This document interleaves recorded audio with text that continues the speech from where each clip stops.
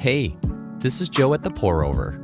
Today, we're talking about a deadly flash flood in Texas, the passage of the One Big Beautiful Bill, the jury split verdict in Sean Diddy Combs' trial, and other top news for Monday, July 7th.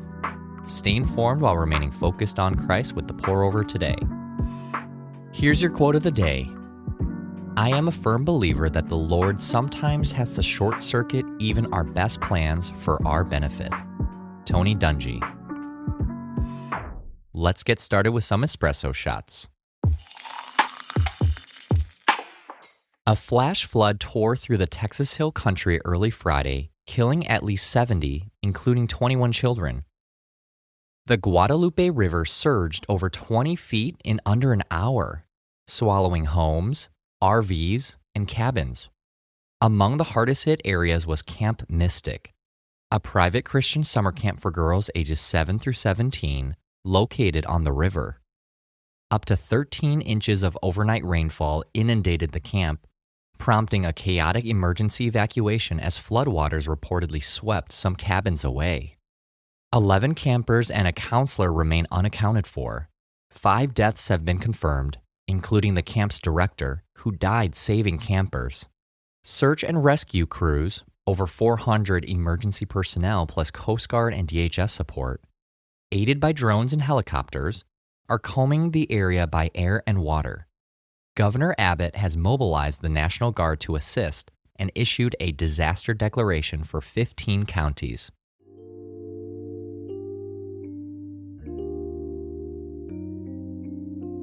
Times of tragedy are also times of opportunity. We're matching $2,000 in donations to victims of the flooding in Texas.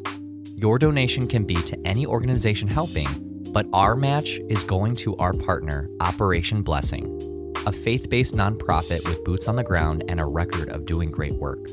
Email a picture of your gift to news@thepourover.org for it to count towards our match.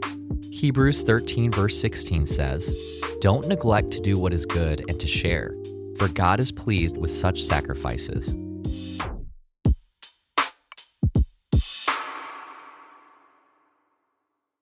Republican lawmakers met President Trump's July 4th deadline for passing the One Big Beautiful Bill Act. The final vote was delayed by House Minority Leader Hakeem Jeffries' 8 hours and 44-minute speech, the longest House speech in history, but ultimately confirmed 218 to 214. 2 Republicans and all Democrats voted nay. President Trump signed it Friday afternoon at the White House, complete with a B-2 bomber flyover. The law accomplishes much of Trump's domestic agenda, making 2017's tax cuts permanent and funding immigration enforcement. Critics dislike the projected cost. An additional $3.3 trillion in national debt and lost Medicaid coverage for 11.8 million Americans over the next decade. On Thursday, at a rally in Iowa, Trump suggested America's 250th birthday celebration next year will include a UFC fight on the grounds of the White House, with 25,000 fans in attendance.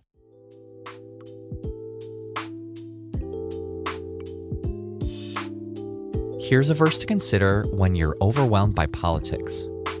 Jesus Christ is the same yesterday and today and forever. Hebrews 13 verse 8.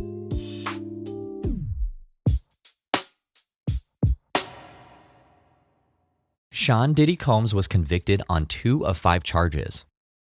The disgraced hip-hop mogul was found guilty of 2 counts of transportation to engage in prostitution, one involving his ex-girlfriend, former singer Cassandra Cassie Ventura, and another involving an anonymous woman.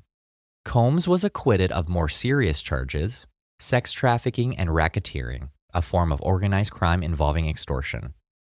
Both Combs and Ventura's lawyers considered the verdict a victory. Combs' team pointed to the case as an example of, quote, what the system can do, while Ventura's lawyers said that by coming forward, she, quote, left an indelible mark on the entertainment industry and the, quote, fight for justice. Combs faces up to 20 years in prison, but is expected to receive less than 10. He will remain in custody until his sentencing. The date is still TBD.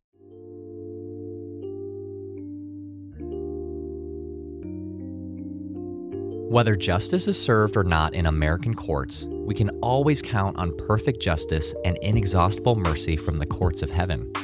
The Lord is not swayed by the power and wealth that tempt us toward partiality, and his verdicts restore what sin has broken. The Rock, his work is perfect. All his ways are just.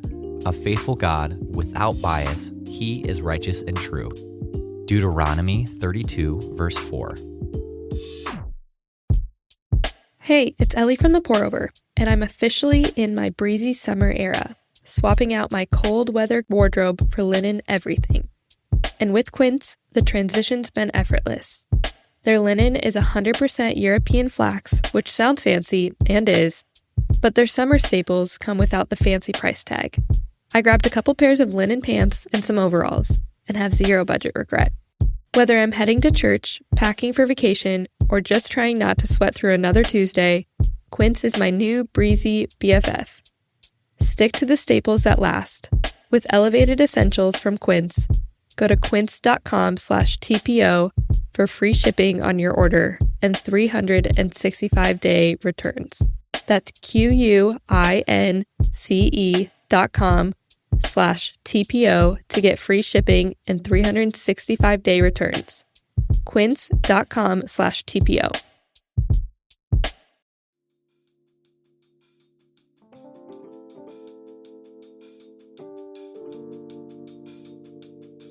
In other brews, here's a rapid round of updates. Tariff tensions are reheating up. Treasury Secretary Scott Bessent warned yesterday that countries without trade deals by August 1st could expect import duties to, quote, boomerang back to April's Liberation Day levels. A 3-month tariff pause ends Wednesday, and just 3 of 90 countries have made deals. Bessent says letters outlining new rates are being signed, sealed, and delivered this week. New political party, who dis? Elon Musk announced on X Saturday that he's forming a new political party dubbed the, quote, America Party, after his recent feud with President Trump over the Big Beautiful Bill. The world's richest man said he hopes to win about a dozen battleground congressional seats and give Americans, quote, back their freedom, though he hasn't given details on party ideology. Prime Minister Netanyahu is headed to the White House as truce talks between Israel and Hamas resume. On Friday, Hamas said it responded, quote, in a positive spirit to a new U.S.-backed 60-day truce plan, but had a few amendments. Israel has reportedly accepted the original terms as is and called Hamas's requested changes, quote, unacceptable. The U.S. job market didn't take a summer vacation in June.